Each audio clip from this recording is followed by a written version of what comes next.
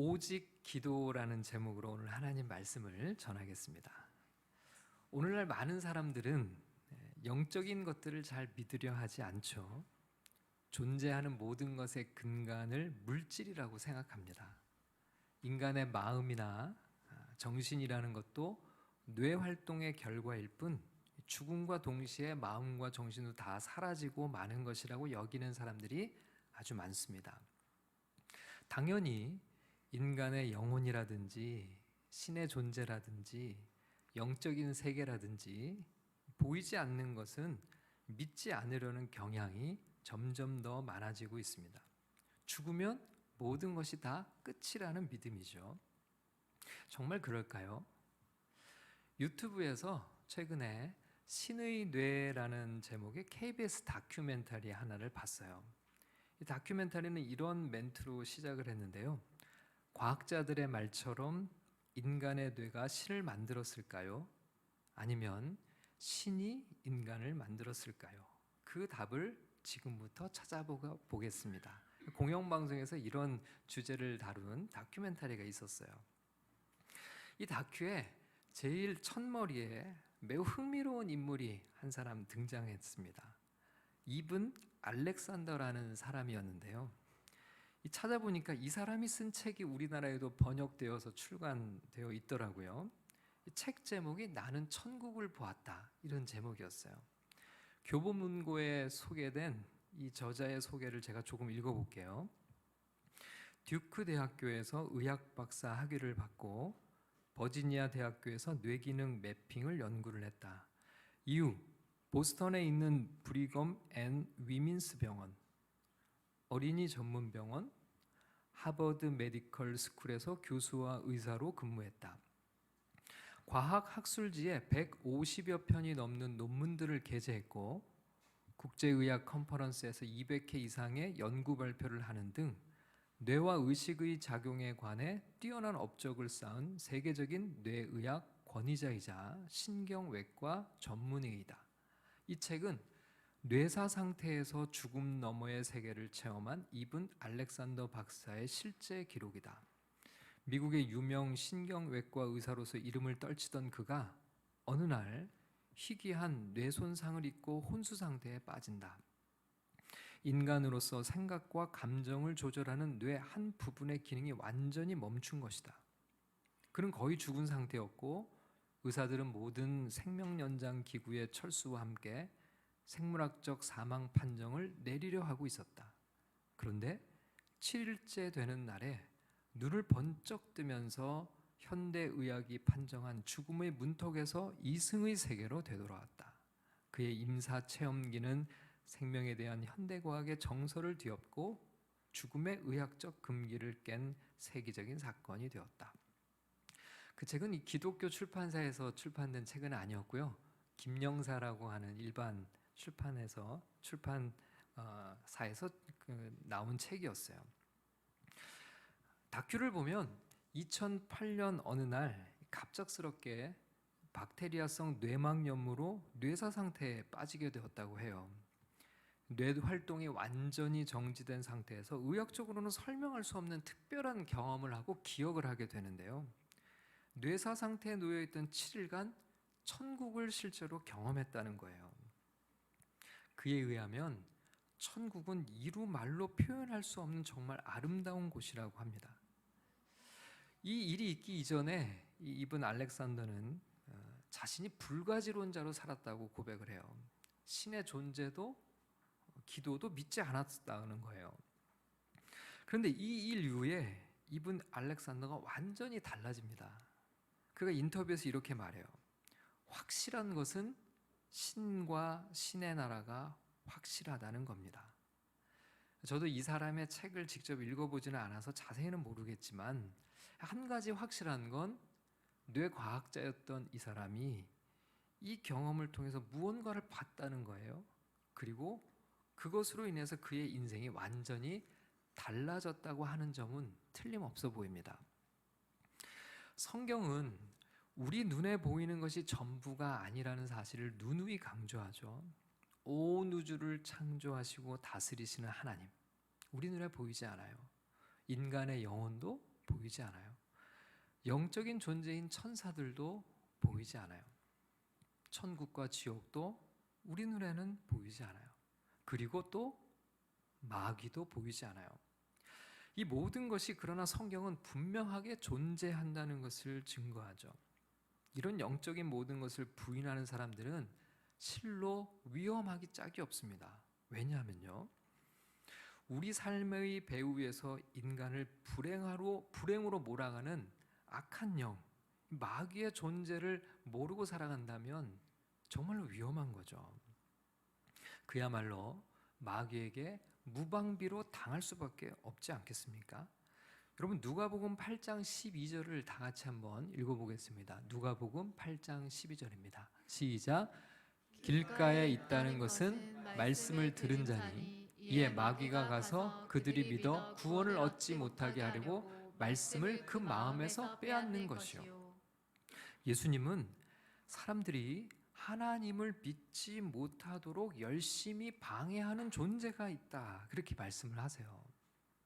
사람들은 내가 그냥 믿어지지 않아 라고 생각할지 모르겠지만 예수님은 그렇지 않다는 거예요. 우리의 믿음을 방해하고 믿지 못하게 애를 쓰는 존재가 있다고 얘기를 하시죠. 그것이 바로 뭐라고요? 마귀라고 그랬어요. 마귀.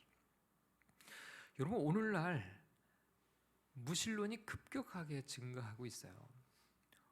오늘날 한국 사회 최대 종교는 무신론이라는 종교입니다. 그런데 무신론이 이렇게 급격하게 번져가는 배경에는 여러분 누가 있다고 생각하십니까? 성경에 의하면, 예수님의 말씀에 의하면 마귀라고 하는 영적 존재가 그 배후에 있음을 우리는 알 수 있죠. 사람들로 하여금 신이라는 존재를 다 부정하고 이 물질 세계에 집착하게 만드는 그런 사상적 배경에 마귀라는 존재가 있다는 거예요. 우리는 결코 안전한 세상을 살아가고 있지 않습니다. 성경은 언제 어떻게 우리의 영혼을 납치하려고 애를 쓸지 모르는 존재가 있기 때문에 항상 조심해야 된다고 얘기를 해요. 우리의 영혼을 빼앗고 우리의 영혼을 납치하려는 존재 말이죠. 여러분, 베드로전서 5장 8절 말씀을 같이 읽어보겠습니다. 시작. 근신하라 깨어라, 너희 대적 마귀가 우는 사자같이 두루다니며 삼킬 자를 찾나니. 여러분, 우리 어릴 때 부모님들이 그런 얘기 많이 하셨죠. 아무나 따라가면 안 된다. 유괴범들이 설치던 그런 시절 정말 위험하죠. 여러분, 오늘 우리에게 예수님이 그렇게 당부하세요. 자녀들에게, 하나님의 자녀들에게 너희의 영혼을 납치하고 가로채려는 마귀를 조심해야 된다고 말이죠. 그런데 이 세상을 그저 이런 존재를 모르고 살아간다면 얼마나 위험하겠어요. 자, 그렇기 때문에 이런 마귀라고 하는 영적 존재가 있다면 우리는 이런 마귀를 대적하며 맞서 싸우는 삶을 살아야 할 것을 성경이 말씀해요. 에베소서 6장 12절 말씀을 같이 읽겠습니다. 시작. 우리의 씨름은 혈과 육을 상대하는 것이 아니요 통치자들과 권세들과 이 어둠의 세상 주관자들과 하늘에 있는 악의 영들을 상대함이라. 여러분, 우리의 싸움은 보이는 존재를 상대하는 것이 아니라 이 세상 모든 것의 배후에 존재하는 악한 영들을 상대하는 것이라고 말씀하죠. 근데 여러분, 여기에 한 가지 문제가 있어요. 그건 뭐냐면 마귀는 결코 우리가 상대하기에 가벼운 존재가 아니라는 거죠. 우리의 힘으로 마귀를 상대할 수 있을까요? 성경은 결코 그렇지 않다고 말씀해요. 이 부분이 매우 중요한 포인트입니다. 마귀는 우리보다 훨씬 더 강력한 존재예요. 절대로 우리가 쉽게 상대하거나 우리 힘으로 가볍게 누를 수 있는 존재가 아니라는 겁니다. 마귀와 맞서 싸워 이기기 위해서는 우리 힘으로는 불가능해요. 우리는 하나님이 주시는 하나님의 능력을 덧입어야 마귀를 상대할 수 있다는 사실입니다. 하나님의 능력이 없이는 우리는 우리 힘으로 마귀와의 싸움을 싸워 이길 수 없다는 거예요. 여러분, 오늘 우리가 살펴볼 마가복음 9장 말씀의 배경은 이렇습니다. 예수님께서 3명의 제자들과 함께 산에 올라가셨어요. 소위 변화산 사건이라고 하는 불리는 그런 일이 일어납니다. 예수님께서 모세와 엘리야를 만나시는 장면을 제자들이 봅니다. 그리고 이제 산에서 내려왔어요. 이때 나머지 9명의 제자들이 많은 사람들에게 둘러싸여서 서기관들과 논쟁을 벌이고 있는 장면을 보게 됩니다. 예수님이 나타나시자 사람들이 예수님께 몰려왔어요. 그리고는 그 중에 한 사람이 이렇게 말합니다. 자, 마가복음 9장 17절 18절 말씀을 같이 읽어보겠습니다. 시작. 무리 중에 하나가 대답하되 선생님, 말 못하게 귀신 들린 내 아들을 선생님께 데려왔나이다. 귀신이 어디서든지 그를 잡으면 거꾸러져 거품을 흘리며 이를 갈며 그리고 화리해지는지라. 내가 선생님의 제자들에게 내쫓아달라 하였으나 그들이 능히 하지 못하더이다. 한 아버지가 귀신에 들려 고통받는 아들을 제자들에게 데리고 왔어요. 제자들에게 왜 데리고 왔을까요? 고쳐달라고, 도와달라고 그렇게 온 거죠. 자, 그런데 제자들이 어땠을까요? 고쳐주지를 못했어요. 능히 하지 못하더라, 이렇게 되어 있죠. 도와달라는 요청을 받았어요. 아마 많은 애를 썼을 겁니다. 열심히 노력을 했을 거예요. 그런데 결과적으로 아무 일도 일어나질 않았어요. 여러분, 여기서 우리는 매우 빈약한 그리스도인의 모습을 발견하죠. 이들은 귀신을 쫓아내려고 열심을 다했어요. 최선을 다했어요. 자신들이 할 수 있는 모든 방법을 다 동원했습니다. 어떻게든 도와주고 싶은 마음과 열정으로 가득 차 있었어요. 근데 성경은 뭐라고 기록해요? 능히 하지 못하더라. 아무것도 하지 못했다는 거예요. 여러분, 오늘날 세상에서는 수많은 사람들의 신음이 들려옵니다. 고통에 차서 울부짖는 소리를 듣습니다. 와서 우리를 도와달라는 절규를 우리는 듣습니다. 여러분, 오늘날 우리가 살아가는 이 한국 사회가 어떤가요? 엄청나게 높은 자살률, 절망과 천념 속에 살아가는 이들, 우울과 불안 속에 살아가는 이들, 물질에 매여 평생을 허덕이며 살아가는 이들, 쾌락에 빠져 살아가는 이들. 여러분, 최근에는요, 우리 사회에 마약 문제가 심각할 정도로 빠르게 번져가고 있다는 사실을 뉴스를 통해서 아마 접하셨을 거예요. 여러분, 사실 이런 현상들은 너무나 많은 이들이 실상은 도와달라고 부르짖고 있는 그런 외침들이라고 할 수가 있죠. 근데 여러분, 문제는 오늘날 교회와 그리스도인들이 너무 빈약하다는 사실이에요.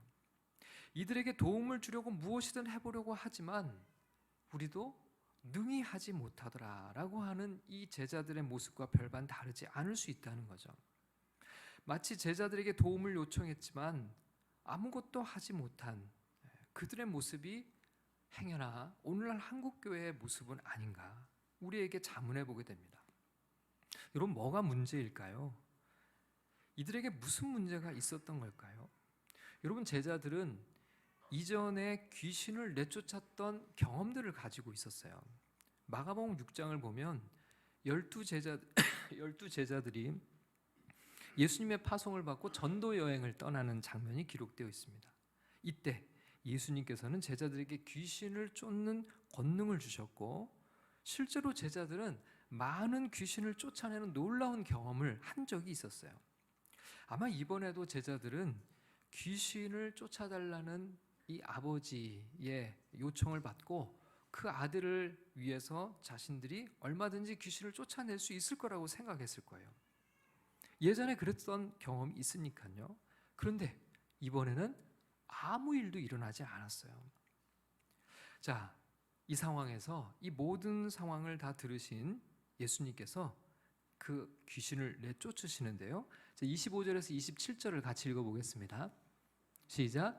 예수께서 무리가 달려와 모이는 것을 보시고 그 더러운 귀신을 꾸짖어 이르시되 말 못하고 못 듣는 귀신아, 내가 내게 명하노니 그 아이에게서 나오고 다시 들어가지 말라 하시매, 귀신이 소리 지르며 아이로 심히 격려를 일으키게 하고 나가니 그 아이가 죽은 것 같이 되어 많은 사람이 말하기를 죽었다 하나 예수께서 그 손을 잡아 일으키시니 이에 일어서니라. 여러분, 예수님께서는 즉시 그 귀신을 내쫓으셨어요. 너무나 오랫동안 고통받았던 한 가정의 치유와 회복이 임한 것이죠. 자, 그 후에 예수님께서 집으로 들어가셨을 때 제자들이 예수님께 질문을 해요. 28절 말씀을 읽겠습니다. 시작. 집에 들어가심에 제자들이 조용히 묻자오되 우리는 어찌하여 능히 그 귀신을 쫓아내지 못하였나이까. 여러분, 이 질문 속에는 이 제자들의 의아함이 담겨져 있죠. 예전에는 우리도 귀신을 분명히 쫓았는데요, 왜 이번에는 우리가 쫓지 못했을까요? 라고 하는 질문이죠. 자, 이유가 뭘까요? 자, 이때 예수님께서 아주 중요한 것을 말씀해 주세요. 29절 말씀을 읽겠습니다. 시작. 이르시되 기도 외에 다른 것으로는 이런 종류가 나갈 수 없느니라 하시니라. 여러분, 이 말씀이 무슨 의미일까요? 기도 외에는 다른 것으로는 이런 종류가 나갈 수 없느니라. 여러분, 먼저는 이런 종류라는 말씀의 의미를 생각해 봐야 됩니다. 여러분, 예수님은 이렇게 말씀하신 거예요. 귀신과 같은 영적인 존재에도 여러 종류가 있다. 여러 종류가 있다. 어떤 종류는 작은 능력으로도 쫓아낼 수 있었지만 지금과 같은 이런 종류는 큰 능력이 없이는 불가능하다. 여러분, 영적인 문제도 영적이라고 해서 다 같은 문제가 아니라는 거예요. 다 같은 종류가 아니라는 겁니다. 마귀에게 속한 영들 가운데도 마치 등급이 있는 것처럼 다른 종류들이 있다는 거예요. 특별히 쉽게 상대할 수 있는 종류가 있는가 하면 훨씬 어려운 종류도 있다는 것을 말씀하고 계시죠. 그래서 여러분, 우리가 상대하는 영이 어떤 종류인지를 잘 진단하고 분별할 수 있어야 해요. 여러분, 시대가 달라지기도 합니다. 시대의 종류가 달라지기도 한다는 거예요. 여러분, 우리가 살아가는 시대는 어떤 시대인지도 잘 진단해야 됩니다. 여러분요, 한국교회가 한참 성장하던 시기가 있었습니다. 흔히 교회 간판만 걸어도 사람들이 몰려오던 시대도 있었어요. 교회에 가면 빵도 주고 재미난 것도 있어서 아이들이 교회마다 인산인해를 이루던 시기도 있었습니다. 청소년들이 물안개 밤을 열고 어른들이 새가족 초청장치를 열면 수많은 사람들이 함께하던 그 초청에 응하던 때도 있었어요. 노방전도도 열매들이 있고 집집마다 초인종을 눌러 방문해서 복음을 전하면 그렇게 함께 교회로 걸어오던 그런 열매들도 있던 시절이 있었어요. 근데 여러분, 지금 우리가 살아가는 시대는 어떤 시대인가요? 그때와는 다른 시대를 우리가 살아가고 있어요. 이전에는 이전의 방법으로 열매가 있었는데 지금은 같은 방법으로 행하지만 아무 일도 일어나지 않는 거예요. 아무 열매가 없는 거예요. 왜 그래요? 다른 종류의 시대를 우리가 지금 맞이하고 있기 때문에 그렇습니다. 우리는 지금 분명히 다른 종류의 시대를 살아가고 있는 거예요. 제자들은 쫓아내지 못한 귀신을 예수님이 즉각 쫓아내셨어요. 제자들은 다른 종류의 귀신을 쫓아낸 적이 분명히 있었지만 이번 이 종류의 귀신들을 왜 못 쫓았을까? 그 차이가 뭘까? 이런 종류는 더 강력한 영적인 존재이기 때문에 훨씬 더 큰 능력이 필요하다는 걸 예수님이 말씀하시는 거예요. 그래서 제자들은 능히 하지 못했으나 예수님은 하셨다는 거죠. 왜요? 예수님께는 훨씬 더 큰 능력이 있으셨기 때문인 거죠. 그러시면서 예수님이 기도 외에는 이런 종류가 나갈 수 없다고 말씀하십니다. 자, 그러면 이 말씀의 의미가 무엇인지를 선명하게 알 수 있어요. 이런 종류를 상대할 수 있기 위해서는 우리가 더 큰 능력을 가져야 하는데 더 큰 능력을 얻는 유일한 방법이 뭐라고요? 그게 바로 기도라는 걸 말씀하시는 겁니다. 이것이 이 본문의 핵심이에요. 우리가 악한 영들을 대적하기 위해서는 하나님의 능력이 있어야 한다고 했어요. 악한 영들 중에는 상대하기 쉬운 영도 있습니다. 그런 것은 작은 능력으로도 능히 대적할 수 있어요. 그러나 어떤 종류는 아니다. 상대하기 매우 어려운 종류들의 영들이 있다. 그런 종류의 영들을 대적하기 위해서는 하나님의 큰 능력, 성령의 큰 능력을 덧입어야 하는 것이다. 그런데 그 하나님의 능력을 덧입는 방법, 유일한 방법, 왜냐하면 예수님이 기도 외에 다른 것으로는 불가능하다고 하셨으니까요, 유일한 방법을 얘기하세요. 그 유일한 방법이 뭐라고요? 오직 기도라는 거예요. 기도 외에 다른 것은 없다. 하나님의 능력을 덧입는 방법은 기도 외에 다른 것은 없다. 주님께서 이렇게 말씀하고 계신 겁니다. 여러분, 우리는 이미 구원받은 하나님의 자녀라는 사실에 틀림이 없어요. 그러나 여러분, 그것이 전부는 아닙니다. 우리는 이 세상에서 살아가는 동안 끊임없이 우리를 넘어뜨리려는 악한 영과 대적하며 싸워야 하는 삶을 살아야 합니다. 그러기 위해서 우리에게 필요한 것은 무엇인가요? 하나님의 능력이에요. 오늘날 한국의 많은 그리스도인들 가운데 문제가 있다면 무엇일까요? 무엇이 문제일까요? 구원받은 하나님의 백성들이 너무 빈약하다는 사실에 있는 거예요. 하나님의 능력이 나타나지 않는다는 거예요. 빈약한 그리스도인, 빈약한 교회가 너무 많다는 거예요. 악한 영에 사로잡혀 신음하며 고통받는 이들을 위해서 아무런 도움을 주지 못하는 빈약한 이들이 너무 많다는 거죠. 무언가 열심히는 하는데 아무 일도 일어나지 않고 있다는 거예요. 여러분, 우리에게는 하나님의 능력이 절대적으로 필요합니다. 하나님의 능력이 부어져야 됩니다. 그런데 하나님의 능력이 부어지는 유일한 통로는 바로 기도입니다. 기도 외에 다른 어떤 것으로도 이런 영들을 상대할 수 있는 하나님의 능력을 얻을 방법이 없다는 거예요.